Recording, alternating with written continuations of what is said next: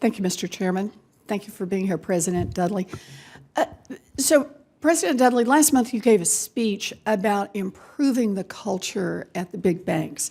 And you noted the long list of illegal and unethical behavior leading up to the financial crisis and its aftermath. And you discussed the problem as fundamentally cultural. You said, and I'm quoting you here, the problems originate from the culture of the firms, and this culture is largely shaped by the firm's leadership. I agree with you. I think there's a terrible cultural problem on Wall Street. But given the long list of supervisory failures at the New York Fed, both before and during your tenure as president, would you say that the New York Fed has its own cultural problems? Well, first, I wouldn't accept the premise that there's been a long list of failures by the New York Fed since my tenure. Our culture, we continue to strive. I have to stop you there, Mr. Dudley. That's part of why we called this hearing, is the evidence of the failures at the Fed. So are you saying that these are not true? I mean, are you denying the facts that have already been reported and established about this? Well, first of all, I'm not clear that there are facts. Number two, let's judge how the financial system is today in terms of its safety and soundness. I think you would admit that we're in a much better place today in terms of bank capital, bank liquidity, the ability of banks to resist stress. Mr. Dudley, I'm sorry, I don't want to interrupt here, except I would like you to answer the question. The question is, do you think, you castigated the banks, and I think quite rightly so, the large financial institutions for having serious cultural problems, as you put it, in terms of their behavior. And the question I'm asking you is, do you think the New York Fed also has serious cultural problems? I don't think we have serious cultural problems to the same degree, but are we perfect? Absolutely not. One reason why I commissioned the BIME report in 2009 is I thought we could improve how we conduct bank supervision. Right. And did you carry out the recommendations, all of the recommendations of the BIME report? I would say that we carried out the vast majority of the recommendations. We'll have Mr. BIME here to talk about how much you carried out the recommendations of the BIME report. But, you know, it's interesting to me that you would say you don't think there's a problem, because that is entirely consistent with where you've been before.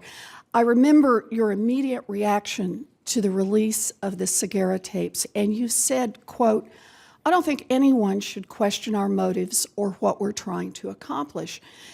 I want to look back at your speech on bank culture. You said there that because culture is largely shaped by the firm's leadership, the solution needs to originate from within the firms, from their leaders. And you later said that as a first step, senior leaders need to hold up a mirror to their own behavior and critically examine behavioral norms at their firm.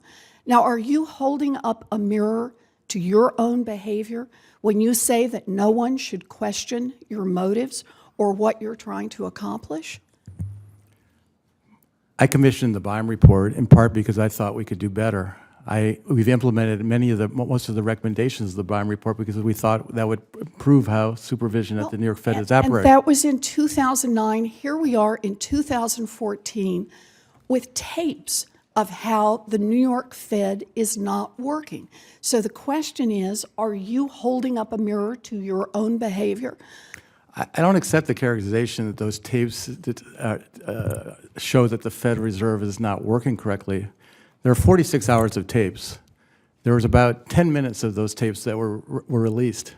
To say that that's sort of the definitive record of how the New York Fed conducts supervision, I think it's just... I'm sorry, surely you are not going to take the position, Mr. Dudley, that if most of the time, most of what the Fed does is boring or even does its job, that it's okay every now and again to throw in 10 minutes of backing people off their regulatory duties, of standing up for the banks, of overruling those who find problems and say they want to pursue them? You think that's not a problem if the rest of the time you're doing your job?